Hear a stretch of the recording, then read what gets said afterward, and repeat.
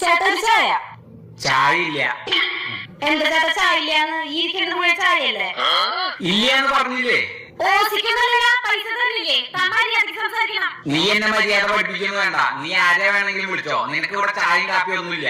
തന്നെ ഞാനിപ്പോ ശരിയാക്കി തരാം.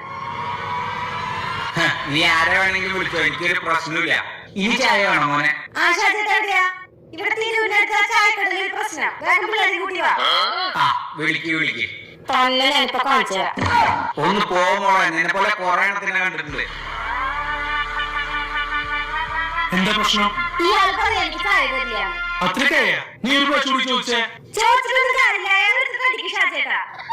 നീ ഒന്നും കൂടി ചോദിച്ചേ. ചേട്ടാ 4 ചായ. കണ്ട ചോദിച്ചിട്ട് കാര്യമില്ല, മനസ്സിലായില്ലേ?